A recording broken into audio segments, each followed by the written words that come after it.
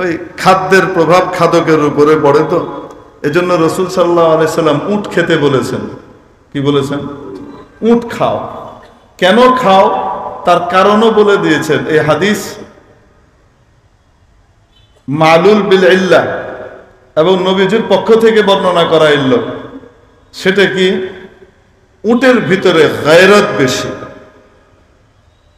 উটের বেগম সাহেবার দিকে, মেম সাহেবার দিকে যদি অন্য উট ফিরে তাকায়, ওর খবর আছে, ওই উটরে বরদাস্ত করতে পারে না। বুঝতে পারছেন? তার ভিতরেও তার যে মেম সাহেবা আছে, তার বেগম সাহেবার দিকে আরেক উট একটু ইটিস পিটিসের নিয়তে তাকাইছে, ওই উটরে ও পিছা মেরে ফেলবে বা খেয়ে ফেলবে। ভয়ঙ্কর রকমের গায়রত তার ভিতরে।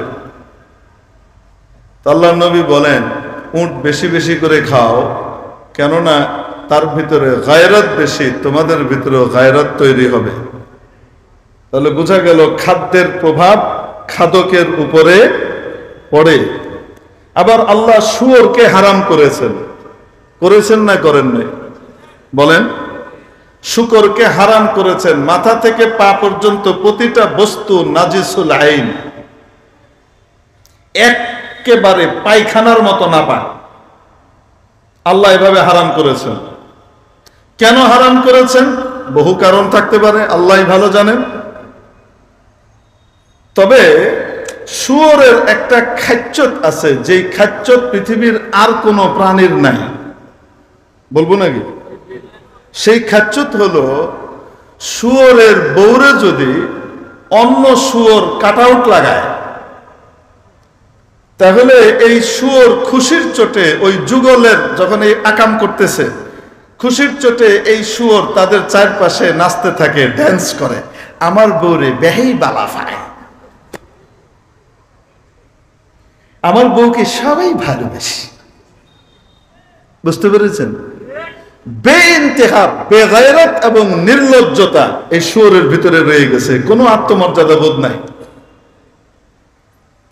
এই রকম বেগায়রতি অন্য কোন প্রাণীর ভিতরে নাই। হয়তো আল্লাহ এই জন্য এটাকে হারাম করছেন।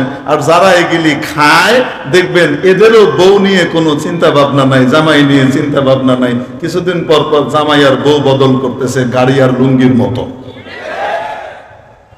বিয়েও করা লাগে না, তার বউলে আর একজন ফষ্টি নষ্টি করতেছে, সে সামনে গিয়ে বলে, হাই, এটা তোমার অধিকার, তুমি করতে পারো, অসুবিধা নেই, ইটস ওকে। শুয়োর খায় যে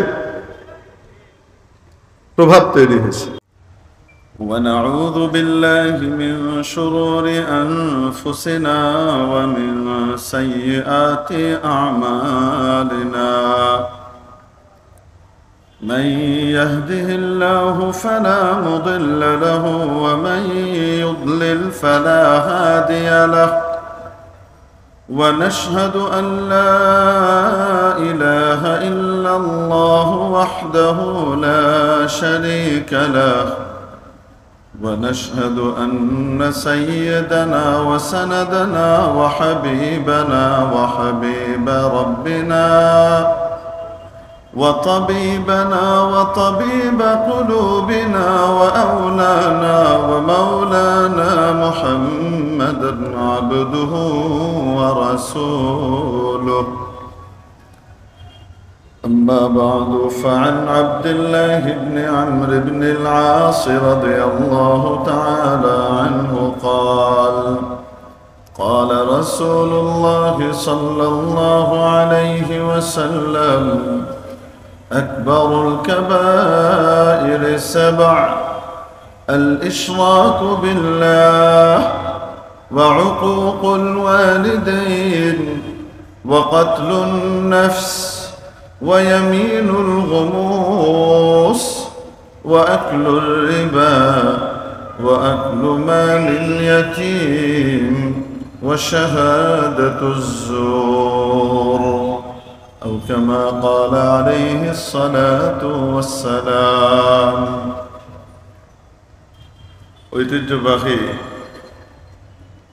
মুয়াজ্জিন কল্যাণ সমিতি সিলেটের উদ্যোগে আয়োজিত আজকের এই ঐতিহাসিক তাফসীরুল কোরআন মহাসম্মেলনের সর্বজন শ্রদ্ধেয় মান্যবর সভাপতি মহোদয়, উপস্থিত উম্মতের মাথার মুকুট, জাতির বিবেক, ওয়াজিবুল ইহতিরাম হাদারাতে উলামায়ে কিরাম, ভবিষ্যৎ ওয়ারাসাতুল আম্বিয়া, আজিজ তালাবা, ধর্মপ্রাণ ধর্মভীরু সর্বস্তরের তাওহীদি জনতা, পর্দার আড়ালে পরম শ্রদ্ধেয়া মা ও বোনেরা, আপনাদের সামনে দয়ার নবী নবীজি মুহাম্মদুর রাসূলুল্লাহ সাল্লাল্লাহু আলাইহি ওয়াসাল্লামের লাখো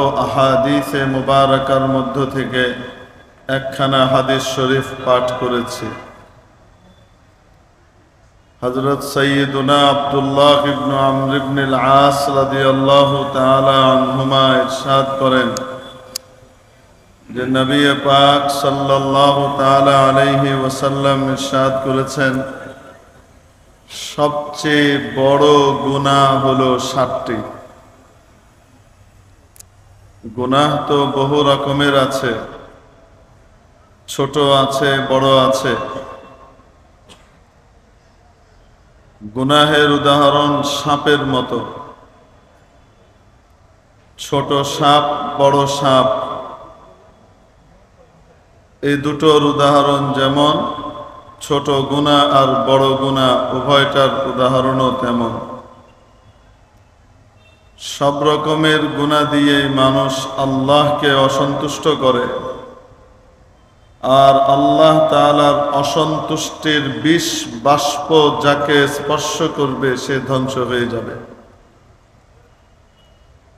সাপের কাটার কারণে, সর্পের বিষে কেউ মারা গেলে শাহাদাতের দরজা পায়। যদি ইমানদার হয়ে থাকে, সাপের কাটায় মারা গেলে, সাপের ছোবলে আর বিষে মারা গেলে সে শহীদের মর্যাদা পায়।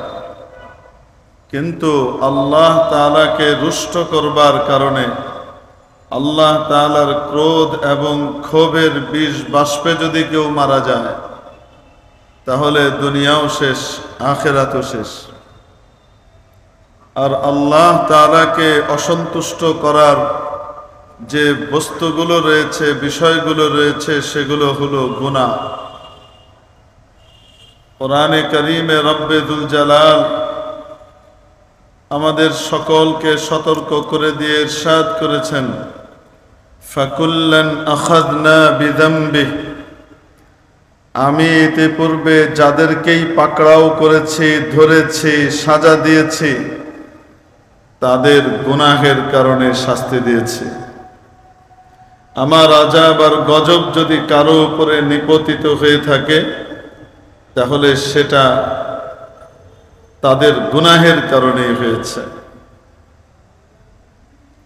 কাউকে বিকট শব্দ দিয়ে ধ্বংস করেছি, কাউকে পানিতে ডুবিয়ে চুবিয়ে শেষ করেছি, কাউকে মাটিতে ধসিয়ে ভূমি ধসের শিকার করে ধ্বংস করে দিয়েছি। যাকেই যেভাবে ধ্বংস করেছি, আল্লাহ তাদের উপর কোনো অবিচার করেননি, জুলুম করেননি। ওয়ালাকিন কানু আনফুসাহুম ইয়াযলিমুন, তারা নিজেরাই নিজেদের উপর অবিচার করেছে, জুলুম করেছে, নিজেদের জন্য জান্নাতের পরিবর্তে জাহান্নামকে টেনে এনেছে। রব্বে দুল জালাল ইরশাদ করেছেন, গুনাহের কারণে আল্লাহ পাকড়াও করেন। ব্যক্তির অন্যায়ের কারণে ব্যক্তিগত পাকড়াও হয়, পারিবারিক অন্যায় আর গুনাহের কারণে পারিবারিক পাকড়াও হয়, সামাজিক অন্যায় আর অবিচারের কারণে, গুনাহের কারণে সামাজিকভাবে সাজা আসে, রাষ্ট্রীয় অন্যায়ের কারণে, রাষ্ট্রীয় গুনাহের কারণে গোটা রাষ্ট্র কেন্দ্রিক সাজা আসে। কিছু কিছু গুনাহ তো এমন আছে যেই গুনাহের কারণে গোটা পৃথিবী তোলপাড় হয়ে যায়, গোটা জলবায়ুর উপরে বিরূপ প্রভাব পড়ে। এক কথায় গুনাহ যা আল্লাহকে অসন্তুষ্ট করে, এই ধরনের গুনাহগুলোকে দুই ভাগে বিভক্ত করা হয়েছে। এক হলো ছোট গুনাহ, আরেক হলো বড় গুনাহ।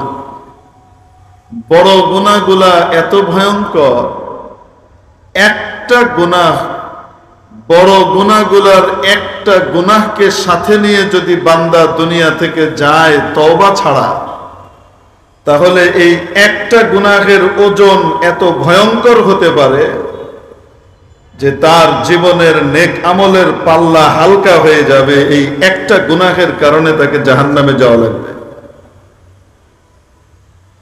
এজন্য কবিরা গুনাহ খুব ছোট দৃষ্টিতে দেখার মতো কোনো কিছু নয়, অত্যন্ত ভয়ঙ্কর।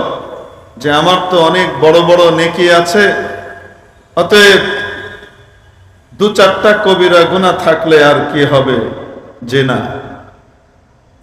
কিয়ামতের দিন আমলের গণনা হবে না, আমলের ওজন হবে। ওয়ানাদাউ মাওয়াজিনাল কিসত লিয়াউমিল কিয়ামাহ, কিয়ামতের দিন আল্লাহ তাবারাক ওয়া তাআলা ইনসাফের পাল্লা স্থাপন করবেন। এ কথা বলা হয় নাই লিয়াবলুয়াকুম আইয়ুকুম আকসারু আমালা, الذي خلق الموت والحياة ليبلوكم أيكم أكثر عملا, এরকম বলা হয়েছে যেন আল্লাহ পরীক্ষা করে বাজিয়ে দেখতে পারেন যে তোমাদের মধ্যে কে বেশি আমল নিয়ে আসতে পারে। তা বলেননি, কি বলেছেন? আহসানু আমালা, কোয়ালিটি সম্পন্ন আমল কে বেশি নিয়ে আসতে পারে সেটা দেখব। তোমাদের ভিতরে আমলের কোয়ালিটি কার ভালো। কিয়ামতের দিন আমলের ওজন হবে, নেকিরও ওজন হবে, বদিরও ওজন হবে, নেক কাজেরও ওজন হবে, বদ কাজ এবং খারাপ কাজ গুনাহেরও ওজন হবে, আমালে সালেহার ওজন হবে, আমালে সাইয়্যারও ওজন হবে। ওজন যেটার বাড়বে সেটার হিসেবে ফয়সালা হবে। অনেক সময় এমন হবে সারা জনমের জীবনের আমল একদিকে, একটা গুনাহ একদিকে, আর এই এক গুনাহের কারণে তার জাহান্নামের ফয়সালা হবে। আমলের ভিতরে ওজন পয়দা হবে কি দিয়ে? ভালো আমলের মধ্যে ওজন পয়দা হবে আল্লাহর সন্তুষ্টি সেটার সাথে লেগে যাবার মাধ্যমে। কোন আমলের সাথে যদি আল্লাহর সন্তুষ্টি লেগে যায়, আল্লাহর সন্তুষ্টি অ্যাটাচড হওয়ার কারণে এটা এই পরিমাণ ওজনদার হবে যে এক ওজনে তার সমস্ত গুনাহের পাল্লা হালকা হয়ে যাবে। অপরদিকে যদি আল্লাহ তাবারাকা ওয়া তাআলার অসন্তুষ্টি কোনো খারাপ কাজের সাথে যুক্ত হয়ে যায়, অসন্তুষ্টি যদি অ্যাটাচড হয়ে যায়, সেই একটা কাজই এত ওজনদার হবে সারা জীবনের সমস্ত নেক আমলের পাল্লা হালকা হয়ে যাবে। সহিহ বুখারী শরীফে এক হাদিস বর্ণিত হয়েছে, আগেকার উম্মতের এক মহিলা বড় নেককার পরহেজগার ছিলেন, অত্যন্ত আবিদা ছিলেন। এই আবিদা মহিলা একবার বাড়িতে একটা বিড়াল রেখে দরজা জানালা বন্ধ করে বাইরে চলে গেছেন। বিড়াল পালতেন, এই বিড়াল ঘরের ভিতরে রেখে দরজা জানালা বন্ধ করে কোথায় চলে গেছেন? বাইরে চলে গেছেন। আসেননি, অনেকদিন পরে এসেছেন। লাম তাদাহা, তার খাবারেরও ব্যবস্থা করে যায়নি এবং তাকে ছেড়েও দিয়ে যায়নি, মুক্ত করেও যায়নি। যে সে বাইরে নিজের রুজি জোগাড় করে নেবে, এই সুযোগ তাকে করে দেয়নি। এই বিড়ালটা ঘরের মধ্যে ক্ষুধার তাড়নায় ছটফট করতে করতে মারা যায়। মহিলা দিবা নিশি ইবাদত করতেন। মহিলা যখন মারা গেলেন, আল্লাহ তাবারাকা ওয়া তাআলা তার জন্য জাহান্নামের ফয়সালা করে দিলেন। কবরে তার জন্য সাজার ব্যবস্থা করলেন। অদ্ভুত যে এক বিড়াল নিয়োজিত করে দিলেন, যে বিড়াল তাকে সারাক্ষণ খামচাতে থাকবে, আঁচড়াতে থাকবে কিয়ামত পর্যন্ত।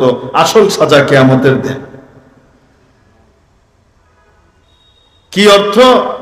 সারা জীবনের নেক আমল এক পাল্লায়, আর এই বিড়ালকে হত্যা করার অপরাধ আরেক পাল্লায়। এই বিড়ালকে হত্যা করার অপরাধের সাথে আল্লাহর অসন্তুষ্টি যুক্ত হয়ে যাবার কারণে এটা এত ভারী হয়ে গেছে, সারা জীবনের নেকির পাল্লা হালকা হয়ে গেছে জাহান্নামের ফয়সালা। যুকিরাত ইমরাআতুন ইনদা রাসূলিল্লাহি সাল্লাল্লাহু আলাইহি ওয়াসাল্লাম, সহিহ বুখারীর riwayat। এক মহিলার আলোচনা আল্লাহর হাবিবের কাছে করা হলো। বিকাসরাতি সালাতিহা ওয়া কাসরাতি সিয়ামিহা ওয়া কাসরাতি সাদাকাতিহা। ইয়া রাসূলুল্লাহ, এই মহিলার নামাজ, সে কি নামাজ! সারা রাত নামাজ পড়ে, সব সময় রোজা রাখে, দান খয়রাতের কোনো সীমা পরিসীমা নাই, এত দান খয়রাত করে। গায়রা, ইয়া রাসূলুল্লাহ, শুধু তার একটা সমস্যা, আর বাকি সব ভালো। কি সমস্যা? আন্নাহা তুযি জারাতাহা বিলিসানিহা। সে তার প্রতিবেশী মহিলাকে নিজের মুখ দিয়ে কষ্ট দেয়। নবী পাক সাল্লাল্লাহু আলাইহি ওয়াসাল্লাম ফয়সালা দিলেন, হিয়া ফিন্নার, এই মহিলা জাহান্নামে যাবে। কি অর্থ? সারা জীবনের নামাজ, রোজা, দান, খয়রাত এক পাল্লায়, আর প্রতিবেশীকে মুখ দিয়ে কষ্ট দিয়ে প্রতিবেশীর হক নষ্ট করা আরেক পাল্লায়। আল্লাহ তাআলার অসন্তুষ্টি ওটার সাথে লেগে যাবার কারণে ওটা ভারী হয়ে যাবে, সারা জীবনের নেক আমল হালকা হয়ে যাবে। অপরদিকে আমলের ওজনও পয়দা হবে, নেক আমলের ওজন পয়দা হবে আল্লাহর সন্তুষ্টি যুক্ত হবার কারণে। হাদিস শরীফের মধ্যে আসে, কিয়ামতের দিন এক ব্যক্তি আসবে, পাহাড়ের মতো তার বদ আমল, পাহাড়ের মতো বদ আমল, যত দূর দৃষ্টি যায় বদ আমল আর বদ আমল, কোন নেক আমল নাই। আসার পরে যখন আল্লাহর দরবারে উপস্থিত হবে, আল্লাহ তাআলা জিজ্ঞেস করবেন, কি আশা করো? ইয়া আল্লাহ, জাহান্নাম ছাড়া তো কোনো উপায় নাই, আমার তো কিছুই নাই। আল্লাহ তাআলা বলবেন, আরেক দিকে দেখা যাবে একটা ছোট্ট চিরকুট, যেটার ভিতরে আল্লাহর নাম লেখা, আল্লাহর একত্ববাদের ঘোষণা দেওয়া, ছোট্ট একটা চিরকুট, একটা কাগজ। এটা তার নেক আমল। কখনো সে কি করেছিল? আল্লাহকে ভালোবেসে আল্লাহর নাম নিয়েছিল, আল্লাহর ভালোবাসার মহব্বতে তাওহীদের ঘোষণা দিয়েছিল, সেটা ফেরেশতা লিখে রেখেছে। ওইটা আল্লাহ তাআলা বলবেন, যাও মিজানের কাছে যাও, যেখানে ওজন হচ্ছে যাও ওজন করো। সে বলবে, ইয়া আল্লাহ, ওজন করে কি হবে? কোথায় পাহাড়ের মতো গুনাহ, আর একটা ছোট্ট কাগজ যেটার ভিতরে লা ইলাহা ইল্লাল্লাহ লেখা, যেটার মধ্যে আপনার নাম লেখা। এই একটা আমল আর পাহাড়ের মতো আমল, এই দুটার কি কোনো তুলনা হবে? ফলাফল তো জানাই আছে। তো ওজনের কাছে যে সময় নষ্টের দরকার কি, ডাইরেক্ট পাঠিয়ে দেন। আল্লাহ তাআলা বলবেন, আরে যাও যাও ওজন করাও, আজকে তোমার উপর কোনো জুলুম করা হবে না, কোনো অবিচার আর অন্যায় করা হবে না, যাও। সে যাবে, তার পাহাড়ের মতো গুনাহ আর বদ আমল এক পাল্লায় রাখা হবে, আরেক পাল্লায় আল্লাহর সেই নাম লেখা চিরকুট রাখা হবে। আল্লাহর নামের পাল্লা ভারী হয়ে যাবে, গুনাহের পাল্লা আকাশে উঠতে থাকবে। মাওলায়ে পাকের সন্তুষ্টি এই আমলের সাথে যুক্ত হয়ে গেছে, ফলশ্রুতিতে এটার ওজন বেড়ে গেছে আর সমস্ত গুনাহগুলো হালকা হয়ে গেছে। এজন্য কিয়ামতের দিন জানা নাই কোন আমলটা কবুল হয়ে গেছে, কোন আযানটা কবুল হয়ে গেছে। গোটা জীবনের মধ্যে এক আযান যদি আল্লাহর কাছে কবুল হয়ে যায়, গোটা জীবনের মন থেকে হৃদয় থেকে শুধু মাবুদ আর আল্লাহর জন্যই সেই আযানটা ছিল, দুনিয়ার কাউকে শোনানো, দুনিয়ার কারো প্রশংসা পাওয়া ইত্যাদি অর্জন করা ছিল না। এই এক আযান যথেষ্ট হবে কিয়ামতের দিন জান্নাতে যাওয়ার জন্য। মেরে মুহতারাম দোস্ত, তো বলছিলাম আমলের মধ্যে ওজন তৈরি হয় আল্লাহর সন্তুষ্টি এবং অসন্তুষ্টির মাধ্যমে।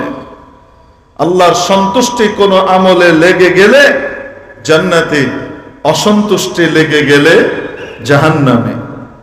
এত ভয়ঙ্কর বিষয়। এজন্য কোন নেক আমলকে ছোট হলেও ছোট মনে করব না, কোন বদ আমলকে ছোট হলেও ছোট মনে করব না। হতে পারে সেই আমলের সাথে, বদ আমলের সাথে আল্লাহর অসন্তুষ্টি লেগে যেতে পারে আর আমি ধ্বংস হয়ে যেতে পারি, এই একটাই কারণ হতে পারে।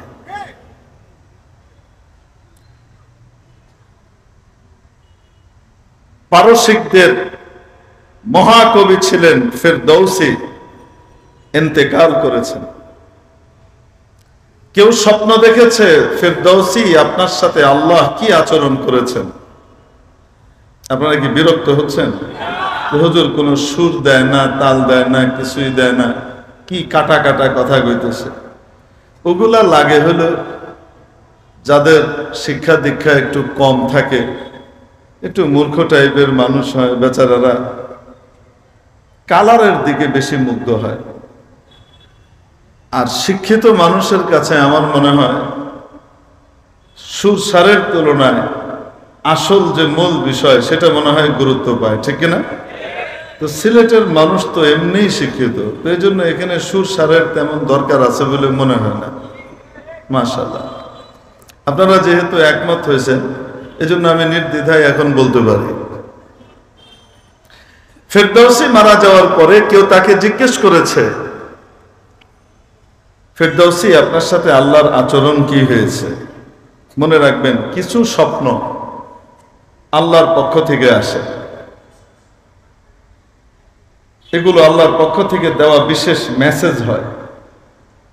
কিছু স্বপ্ন শয়তানের পক্ষ থেকে আসে, সেগুলো আল্লাহর পক্ষ থেকে না। আপনি মনে করেন স্বপ্ন দেখলেন যে স্বপ্নের মধ্যে আল্লাহ আপনাকে বলছে, আপনার নাম মনে করেন ফরিদ, ফরিদ তুমি তোমার সবচেয়ে প্রিয়তম বস্তুটিকে আমার জন্য কোরবানি করো, যেমন ইব্রাহিম ইসমাইলকে করেছিল।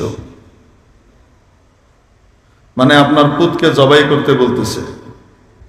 নবীর স্বপ্ন তো ওহী হয়, আপনি আমি নবী, নবীর স্বপ্নের ভিতরে শয়তান ঢুকতে পারে না, যেটা হয় সোজা আল্লাহর পক্ষ থেকে হয়। আমি আপনি নবী, আমার আপনার স্বপ্নের ভিতরে বড় মিয়া শয়তান আসতে পারে কি পারে না? নিজের ছেলেকে জবাই করা তো দূরের কথা, যে কোনো মানুষকে অন্যায়ভাবে হত্যা করা হালাল না হারাম? আসতে বলেন। অতএব কেউ যদি স্বপ্নে দেখে যে আল্লাহ তাকে বলতেছে, এটা আল্লাহ না আল্লাহর নাম নেওয়া শয়তান, বুঝেন কি বলছে? এটা হলো শয়তানের পক্ষ থেকে আসা স্বপ্ন। স্বপ্নে দেখলেন কেউ বলছে, নাই আমি তোমার ইবাদত বন্দিগিতে এত খুশি হয়ে গিয়েছি, তোমার সব আমি মাফ করে দিলাম, এখন থেকে আর তোমার নামাজ পড়া লাগবে না।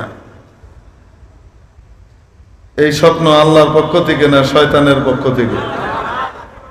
বুঝতে পারেন নাই মনে হয়।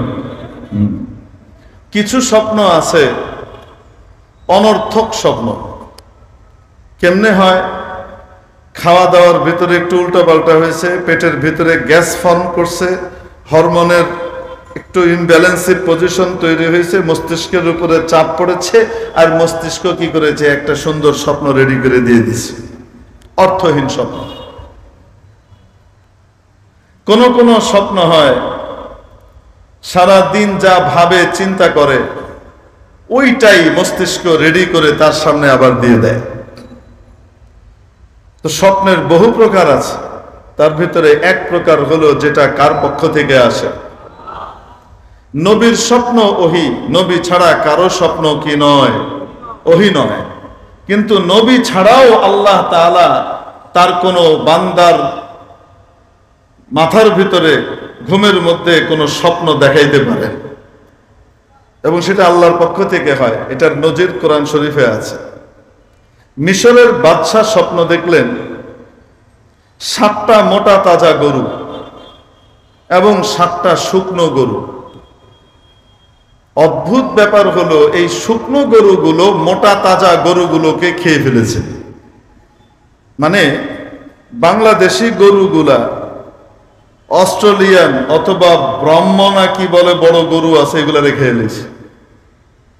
স্বপ্নটা কি স্বাভাবিক না অস্বাভাবিক? এক তো হলো গরু গরুরে খায় না, বড় গরুও ছোট গরুরে খায় না, ঠিক কিনা? বড়টা ছোটটারে খায়, এটা আছে হলো মাছের ভিতরে, সাপের ভিতরে। বড়টা ছোটটারে খেয়ে নেয়। মাছ বড়টা, গজার মাছ, বোয়াল মাছ ছোটগুলারে কি করে ফেলে? খেয়ে ফেলে। এই কারণে আমাদের দেশের মানুষ খুব বেশি মাছ খায়, তো একটু বড় হইলেই ছোটগুলারে খেয়ে নেয়। একটু ক্ষমতা পাইলেই ছোট ক্ষমতাসীনদের খেয়ে দেয়, ঠিক কি ঠিক না? একটু মর্যাদা পাইলেই আরেকজনের মর্যাদার সাতিয়ানাশ করে দেয়। অবাস্তব না বাস্তব? ওই খাদ্যের প্রভাব খাদকের উপরে পড়ে। তো এজন্য রাসূল সাল্লাল্লাহু আলাইহি সাল্লাম উট খেতে বলেছেন। কি বলেছেন? উট খাও। কেন খাও তার কারণও বলে দিয়েছেন। এই হাদিস মালুল বিল ইল্লাহ এবং নবীজির পক্ষ থেকে বর্ণনা করা ইল্ল। সেটা কি? উটের ভিতরে গায়রত বেশি। উটের বেগম সাহেবার দিকে, মেম সাহেবার দিকে যদি অন্য উট ফিরে তাকায়, ওর খবর আছে, ওই উটরে বরদাস্ত করতে পারে না। বুঝতে পারছেন? তার ভিতরেও তার যে মেম সাহেবা আছে, তার বেগম সাহেবার দিকে আরেক